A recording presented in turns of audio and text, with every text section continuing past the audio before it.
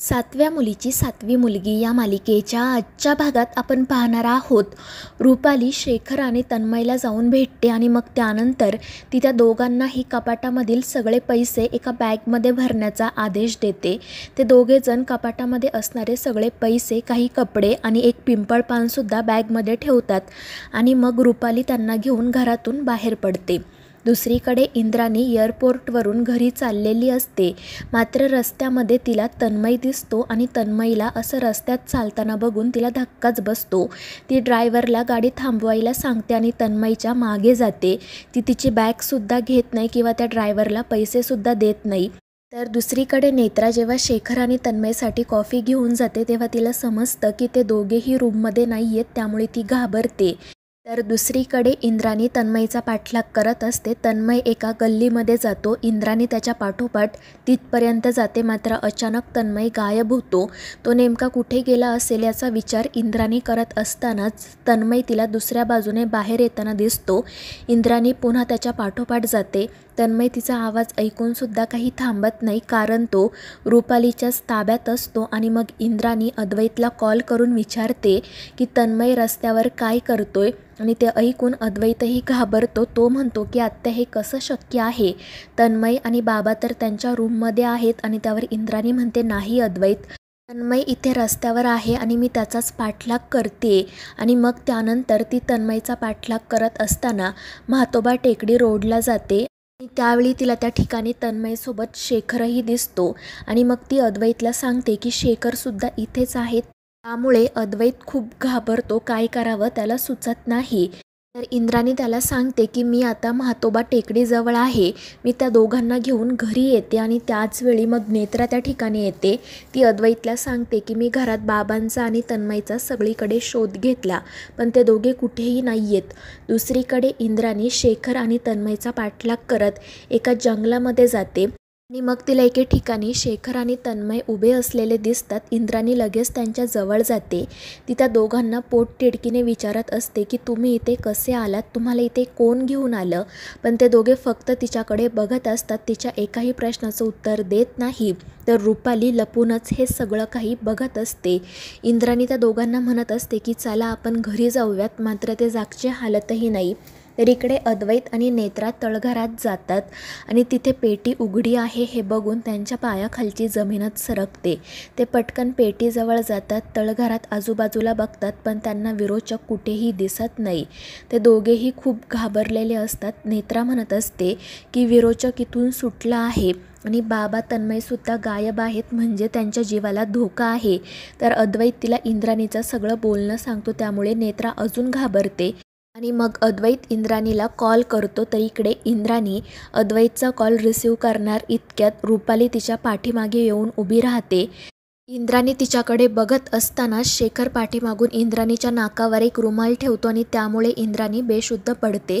तिच्या हातातील मोबाईलही त्याच ठिकाणी पडतो. रुपाली हसतच इंद्राणीकडे बघत असते.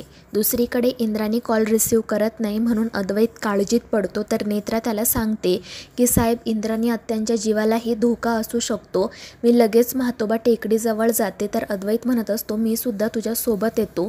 पण नेत्रा त्याला तेजस फाल्गुनी केतकीजवळ थांबायला सांगते आणि ती स्वतः टेकडीकडे जाण्यासाठी निघते.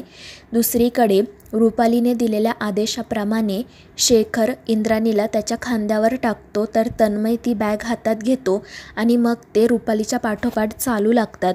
दुसरीकडे अद्वैत धावत पळत तेजस फाल्गुनीच्या रूममध्ये जातो.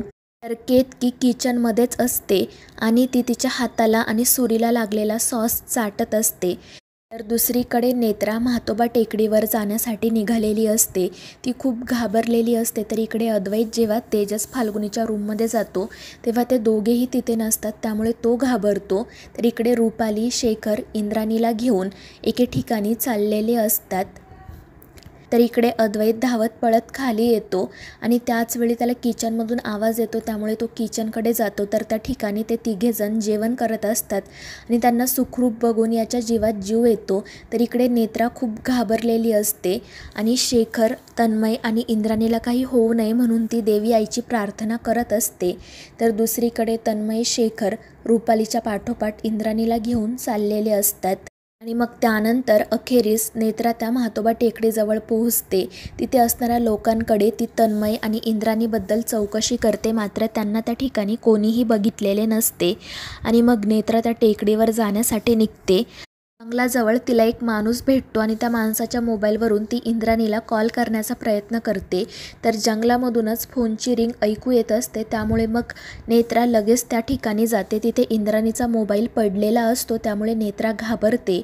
ती मोठमोठ्याने इंद्राणीला आवाज देत असते, पण तिला त्या ठिकाणी ना इंद्राणी सापडते ना तन्मय शेखर, त्यामुळे ती काळजीत पडते. दुसरीकडे इंद्राणी जेव्हा शुद्धीवर येते तेव्हा ती आजूबाजूला बघते. त्या ठिकाणी शेखर आणि तन्मय उभे असतात. इंद्राणी त्यांना सांगत असते की प्लीज मला सोडा, आपण घरी जाऊयात. पण ते इंद्राणीचं काहीच ऐकत नाही. ते फक्त एकटक तिच्याकडे बघत असतात. आणि मग इंद्राणी त्यांच्या मनातील ऐकण्याचा प्रयत्न करते. तर ते दोघेही म्हणत असतात की त्रिनयना हरली, विरोचक जिंकला.